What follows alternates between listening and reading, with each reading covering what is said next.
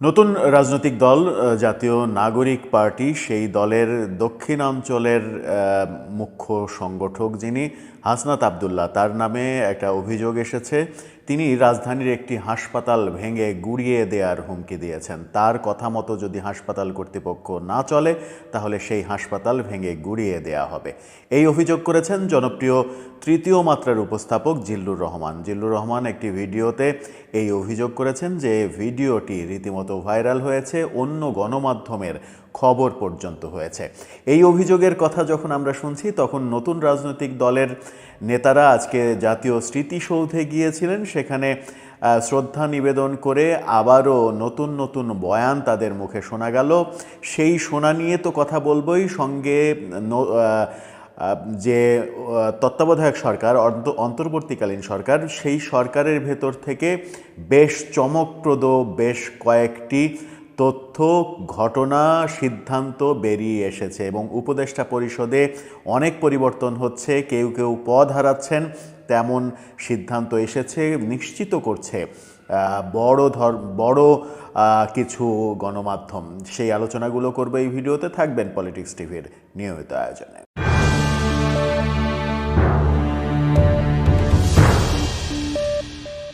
দর্শক, পলিটিক্স টিভির ভিডিওগুলো এখন থেকে স্পন্সর করছে প্রজাপতি.tv, নতুন ওটিটি প্ল্যাটফর্ম। আপনারা চাইলে ইউটিউবে কিংবা ফেসবুকে দেখে নিতে পারেন। চলে যাই মূল ভিডিওতে। বলছিলাম হাসনাত আবদুল্লার কথা। উপস্থাপক গণমাধ্যম ব্যক্তিত্ব জিল্লুর রহমান অভিযোগ করেছেন হাসনাত আবদুল্লাহ একটি হাসপাতালে গিয়ে সেই হাসপাতাল কর্তৃপক্ষকে বলেছেন 5 আগস্টের পরে আমার সঙ্গে কেউ চোখ তুলে কথা বলে না, আমি যা বলি তাই শোনে, আমার কথা মতো যদি চলা না হয় তাহলে হাসপাতাল গুঁড়িয়ে দেব, ভেঙে দেব, এখনই আমি লোক পাঠাচ্ছি, এরকম হুমকি দিয়েছেন। হাসপাতাল গুঁড়িয়ে দেওয়ার হুমকি দিয়েছেন। কোন হাসপাতাল সেটি জিল্লুর রহমান উল্লেখ না করলেও তার এই ভিডিওটি ভাইরাল হয়েছে। হাসনাত আবদুল্লাহ অবশ্য ফেসবুক স্ট্যাটাসের মাধ্যমে সেটি অস্বীকারও করেছেন। এই ঘটনা যখন আমরা ভাইরাল হতে দেখছি তখন নতুন দল জাতীয় নাগরিক পার্টি তারা স্মৃতিসৌধে গেলেন এবং সেখানে পার্টির আহ্বায়ক আবারও ওই পুরনো বয়ান আবারও বললেন। তিনি বললেন সেকেন্ড রিপাবলিক করতে হবে। সেকেন্ড রিপাবলিক বলতে তারা আসলে কি বোঝে, আমরা কি রিপাবলিক নই কিনা সেটা একটা বড় বিষয়। গণপরিষদের মাধ্যমে নতুন সংবিধান আনতে হবে সেই কথা বললেন। তখন প্রশ্ন ওঠে আমাদের কি সংবিধান নেই কিনা। গণপরিষদ ভোট হতে হবে, গণপরিষদ নির্বাচনের মাধ্যমে নতুন করে নতুন প্রজাতন্ত্র আনতে হবে, সেকেন্ড রিপাবলিক ঘোষণা করতে হবে। রিপাবলিক এবং প্রজাতন্ত্র এক কিনা সেটাও প্রশ্ন করছেন অনেকে। নতুন প্রজাতন্ত্র গঠনের কথা তারা যখন বলছেন তখন তাদের নামে নানা ধরনের অভিযোগ উঠছে। হাসনাত আবদুল্লার কথা তো শুরুতেই বললাম। হাসনাত আবদুল্লাহ যখন এই কথা বলছেন তখন সার্জিস আলম বলেছেন যে শেখ হাসিনা এবং আওয়ামী লীগের বিচার না হওয়া পর্যন্ত কোনো নির্বাচন হবে না। নির্বাচন যখন সরকার বলছে ডিসেম্বরে হবে তখন সার্জিস আলম, ওই নাগরিক পার্টির উত্তরাঞ্চলের মুখ্য সংগঠক, তিনি বলছেন শেখ হাসিনা এবং আওয়ামী লীগের বিচার শেষ না হওয়া পর্যন্ত কোনো নির্বাচন হবে না। বিচার কবে শেষ হবে, বিচার কবে শুরু হবে, বিচার আদৌ শেষ হবে কিনা, কত বছর লাগবে বিচার শেষ হতে, ততদিন নির্বাচন হবে না, ততদিন ইউনূস সরকার রাজ করবেন এবং তার অধীনে এই ছাত্র সমন্বয়করা এবং তাদের নতুন দল তারা এক ধরনের ক্ষমতা উপভোগ করবেন, সেটাই কি উদ্দেশ্য? আমার মনে হয় সন্দেহটা সেদিকেই ডালপালা মেলবে। এরকম সন্দেহ যখন চলছে তখন সরকারের আজকে উপদেষ্টা পরিষদের একটা মিটিং হয়েছে। সেখানে কি ঘটেছে সেটা নিয়ে বেশ বড় ধরনের আয়োজন করে ব্রিফিং করা হলো। সেখানে উন্নয়নের ফিরিস্তি দেওয়া হলো, তাদের সফলতার গুণগান গাওয়া হলো। তারা বলতে চাইলেন যে এখন পর্যন্ত সরকার 135টি সিদ্ধান্ত গ্রহণ করেছে, তার মধ্যে 68% বেশি সিদ্ধান্ত বাস্তবায়ন করে ফেলেছে। এটা তাদের একটা বড় সাফল্য। সরকারের নানা সাফল্যের কথা বলছেন এবং হাস্যকর হলেও তারা বলছেন যে এদেশে মব জাস্টিসের কোনো সুযোগ নেই, কোনো অধিকার নেই। সরকার এই ব্যাপারে সবসময় দৃঢ় প্রতিজ্ঞ। কত বড় ননসেন্সের মতো কথা বলতে পারেন তারা, সেটা এই কথাগুলো না শুনলে আসলে বোঝা যায় না। যেখানে মবের রাজত্ব চলছে, এই রমজান মাসেও যেখানে মব চলছে, জোর করে দোকানপাট বন্ধ করে দেওয়ার ঘটনা ঘটছে। কদিন আগেই আমরা 32 নম্বরের বাড়ি সহ সারা দেশে মবের ঘটনা দেখলাম। 5 আগস্টের পরে তো মব চলেই আসছে সারা দেশে, একটা মবও ঠেকানোর কোনো উদ্যোগ নেয়নি। 32 নম্বরের মব ঠেকানোর উদ্যোগ সরকার নেয়নি, বসে বসে দেখেছে। পুলিশ সময় নিচ্ছে, পুলিশ এখনও প্রস্তুত না, এই কথা প্রধান উপদেষ্টা নিজে বলছেন। আবার মিটিং থেকে এসে মুখপাত্র বলছেন যে মবের বিরুদ্ধে সরকার একেবারে সোচ্চার, মব তৈরি করার কোনো অবকাশ এদেশে নেই। কি হাস্যকর কথা! এই হাস্যকর কথা যতই বলবেন তারা ততই বেশি অজনপ্রিয় হয়ে উঠবেন।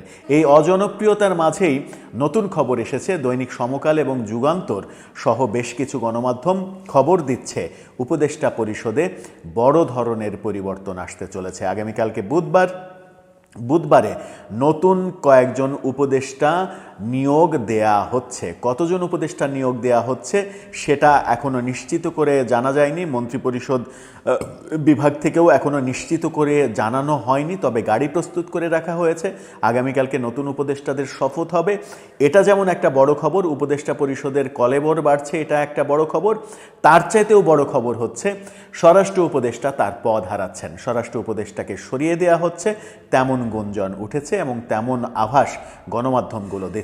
স্বরাষ্ট্র উপদেষ্টা জাহাঙ্গীর তিনি সরে যাচ্ছেন কিংবা তাকে সরিয়ে দেওয়া হচ্ছে, ব্যর্থতার পাল্লা এতটাই ভারী হয়েছে যে তাকে সরিয়ে দেওয়া ছাড়া কোনো উপায় নেই। অন্যদিকে শিক্ষা মন্ত্রণালয়ের নজিরবিহীন ব্যর্থতা, এখন পর্যন্ত মার্চ মাস চলে এসেছে, এখন পর্যন্ত শিশুদের হাতে বই পৌঁছানো সম্ভব হয়নি। শিশুরা বইবিহীন 3 মাস চালাচ্ছে, লেখাপড়াহীন 3 মাস চালাচ্ছে। এর চাইতে বড় ব্যর্থতা আর হতে পারে না। সেই ব্যর্থতার জন্য শিক্ষা উপদেষ্টা ওয়াহিদুদ্দিন মাহমুদকেও সরিয়ে দেওয়া হচ্ছে, এমনটাও শোনা যাচ্ছে। কিন্তু এই ব্যর্থতা কি ওয়াহিদুদ্দিন মাহমুদের, নাকি সরকারের এই ব্যর্থতা, সরকারের সিদ্ধান্তহীনতা, সরকারের একগুঁয়েমির জন্যই এই ঘটনা ঘটেছে? শেষ মুহূর্তে এসে পাঠ্যপুস্তক নিয়ে যে নয়-ছয় করা হয়েছে সে কারণেই এটা ঘটেছে। এটা ওয়াহিদুদ্দিন মাহমুদের সিদ্ধান্ত নয়। আর ওয়াহিদুদ্দিন মাহমুদের মতো একজন জ্ঞানীগুণী মানুষ, একজন বয়স্ক মানুষ, সরকারের এই আমলাতন্ত্রের ব্যাপার, সরকারের ভেতরে অরাজনৈতিক সরকারের ভেতরের রাজনীতি তিনি হয়তো বুঝে উঠতে পারেননি, তাই তিনি এসে এই দায়িত্ব নিয়েছেন। তিনি যে এতদিন পদত্যাগ করেননি সেটাই অনেক বড় বিষয়। আমার মনে হয় যে সেরকম ঘটনাও যদি ঘটে, পদত্যাগের ঘটনাও যদি ঘটে, সেটাও ঘটতে পারে। তবে উপদেষ্টা পরিষদে স্বরাষ্ট্র এবং শিক্ষা উপদেষ্টাকে সরিয়ে দেওয়া হচ্ছে এমন তথ্য গণমাধ্যম দিচ্ছে। সুখের খবর হচ্ছে স্বরাষ্ট্র উপদেষ্টাকে সরিয়ে দেওয়া হচ্ছে শেষ পর্যন্ত। তবে কে হচ্ছেন নতুন স্বরাষ্ট্র উপদেষ্টা, সেই প্রশ্ন সামনে এসেই যায়।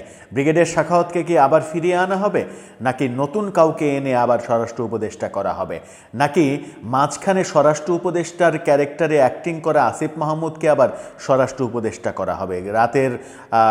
গভীর রাতে বিজয় সরণিতে সাংবাদিকদের ডেকে স্বরাষ্ট্র উপদেষ্টার ছায়া উপদেষ্টা হয়ে তিনি সংবাদ সম্মেলন করেছেন। কি করেছেন, কি বলেছেন কিছুই আমরা বুঝিনি, কিন্তু করেছেন সেটা। সেই নাটকের পরে আমরাও বলেছিলাম যে তাহলে কি স্বরাষ্ট্র উপদেষ্টা হতে যাচ্ছেন আসিফ মাহমুদ? সেটা হলেও আশ্চর্য হওয়ার কিছু থাকবে না, কারণ তার মতো একজন সদ্য ছাত্রত্ব শেষ করা একজনের মাথায় যেভাবে বড় বড় মন্ত্রণালয়ের দায়িত্ব চাপানো হয়েছে, তাতে স্বরাষ্ট্র উপদেষ্টার দায়িত্ব চাপানো হলেও আশ্চর্য হওয়ার কিছু থাকবে না। এক ক্রীড়া উপদেষ্টা হিসেবে দায়িত্ব পালনেই তার যে নজিরবিহীন ব্যর্থতা, ক্রিকেটের ব্যর্থতা, বিপিএলের ব্যর্থতা, ক্রিকেট বোর্ডে জঘন্য রকমের কেলেঙ্কারি, ফারুক আহমেদের মতো একটা কি বলবো যে মানে অকর্মা একজন মানুষকে বোর্ড প্রেসিডেন্ট করা, তার ফলাফল ভোগ করছে ক্রিকেট। এই দৃশ্য কিন্তু আমরা দেখছি, ক্রিকেটের কি মহামারী অবস্থা। চ্যাম্পিয়ন্স ট্রফি থেকে আমরা শূন্য হাতে ফিরেছি, জঘন্যভাবে হেরেছি। তার আগের হারার দৃশ্যগুলোও আমরা দেখেছি।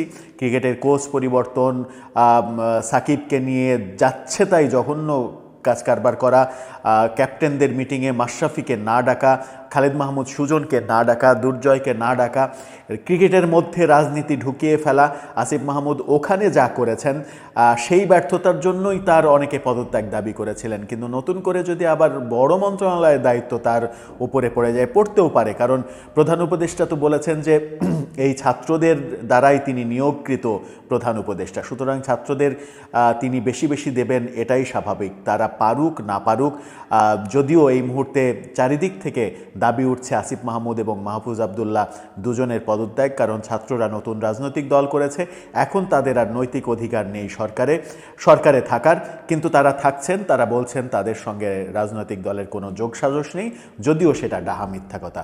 সব মিলিয়ে দর্শক, আপনার কি মনে হয়, স্বরাষ্ট্র মন্ত্রণালয় থেকে স্বরাষ্ট্র উপদেষ্টাকে সরিয়ে দিলে কি দেশের আইন শৃঙ্খলা পরিস্থিতি স্বাভাবিক হবে কিংবা উন্নতি হবে? আপনার মতামত জানিয়ে লিখতে পারেন আমাদের কমেন্ট বক্সে।